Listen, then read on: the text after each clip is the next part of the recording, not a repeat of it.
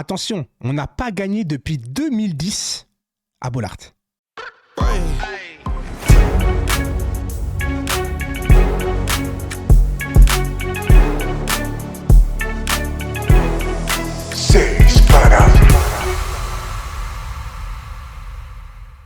Salut tout le monde, j'espère que vous allez tous très bien. Aujourd'hui, on va parler de l'avant-match contre Lens à Bollaert, la reprise du championnat 2024, nouvelle saison, enfin pas nouvelle saison, mais on repart sur de bonnes bases. À un mois près, jour pour jour, à un jour d'intervalle, PSG Real Sociedad en Ligue des Champions. Premier gros test pour moi de la saison. Quand je dis gros test, bien évidemment, vous avez très bien compris que ça reste quand même de la Ligue 1. On ne va pas sous-estimer la Ligue 1, mais tout de même, Lens reste quand même une très bonne équipe. Je vous rappelle quand même que voilà, Lens cette année, c'est quand même très fort à domicile. Je vous rappelle qu'on va jouer la Boc. Ils ont été éliminés de la Coupe face à Monaco, donc ils ont une revanche à prendre en plus de ça. Ils vont vouloir mettre tout sur le championnat. Lens, c'est une très bonne équipe qui joue bien au ballon, qui ont des gros arguments à faire valoir. Alors bien évidemment, ça ne sera pas le même match que le match aller au Parc des Princes où on avait gagné 3-1. On avait dominé cette équipe lensoise. Il n'y avait aucun problème. On se sentait vraiment au-dessus.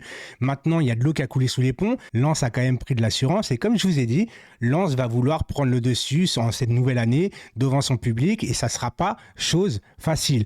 Nous, en plus de ça, bien évidemment, on a des absents, il y a des blessés. Skriniar, par exemple, qui va subir une opération. Kimpembe, qui en est à sa deuxième opération. Qui a Letellier, bon, ça, c'est pas très grave, mais qui a un virus.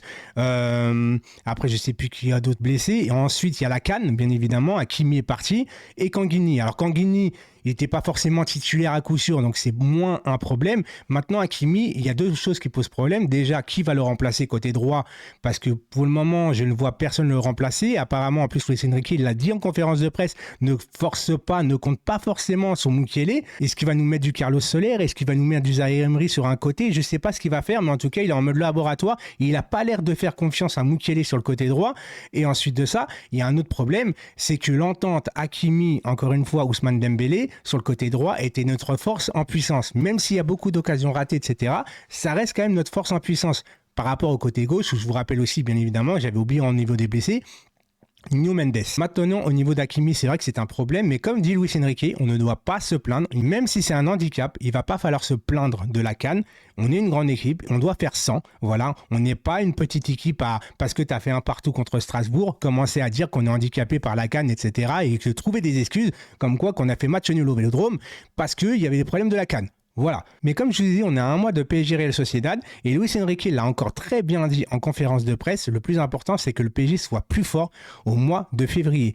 Et ça va dans le sens que j'aime beaucoup par rapport qu'ils visent comme les grands clubs. Les grands clubs, sachez-le, au mois de septembre, octobre, novembre, décembre, même janvier, ils sont moins bien qu'au mois de février parce que les clubs, les grands clubs, ils savent que les grosses échéances arrivent en février avec la Ligue des Champions et les clubs sont souvent prêts à ce moment-là. Combien de fois, à chaque fois qu'on avait un tirage au sort, rappelez-vous, PSG Real, où on disait « Ouais, on va jouer un Real malade, donc ça va aller, etc. » Non, non, non, non, non. Les mecs, ils sont configurés, ils sont formatés pour être prêts physiquement, mentalement à partir de février et ajuster pendant ce temps-là en championnat et tout ça, essayer de gérer, essayer d'équilibrer. Pour le reste, attention, on n'a pas gagné depuis 2010 à Bollaert. Chose qui affiche quand même une certaine difficulté à aller gagner là-bas. On sait que c'est une ambiance un peu plus familiale. Bon, ça a un peu changé. Avant, c'était vraiment 100% familial. Maintenant, il y a un peu plus de tonus à Lens, etc. Ça reste une bonne ambiance. C'est des mecs, c'est des joueurs, encore une fois, à Lens, les gars, qui vont tout donner. Ils vont tout donner, vous savez très bien comment que ça fonctionne Lens, voilà, c'est une chose qu'on ne peut pas leur reprocher, c'est ça. Et puis je trouve que Lens est agréable à voir jouer, même s'ils ont perdu des bons joueurs aujourd'hui. Ils ont perdu Fofana, ils ont perdu Openda, qui est parti aussi, mais ils ont réussi à remplacer certains joueurs. Ils ont des battants comme le latéral gauche, je ne sais plus comment il s'appelle, d'ailleurs, qui est présenté au Paris Saint-Germain. C'est un mec un peu teigneux et tout, moi j'aime beaucoup, même si le talent, on ne peut pas dire qu'il a un gros talent, mais quelquefois son tempérament récupère le dessus, tu vois, et quelquefois on a besoin d'un truc comme ça. Maintenant, nous, au niveau de la compo, eh ben écoutez, ça va pas être de grosses surprises. On parle aussi par exemple d'Asensio. On a posé la question à Luis, enfin on a posé, pas moi, hein. On a posé la question à Luis Enrique, est-ce qu'il voit Asensio titulaire dans les prochains matchs parce qu'il est polyvalent? Mais il a répondu un peu à côté. Moi j'ai regardé la conférence de presse, je sais pas ce que vous en avez pensé, mais la conférence de presse aujourd'hui, j'ai trouvé que Luis Enrique n'a pas trop répondu aux questions.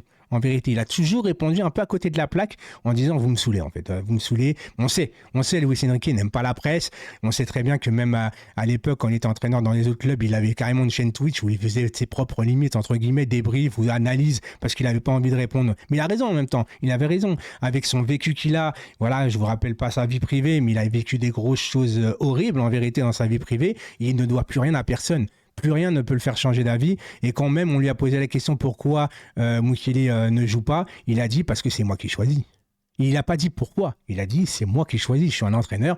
Je choisis qui je veux en fait.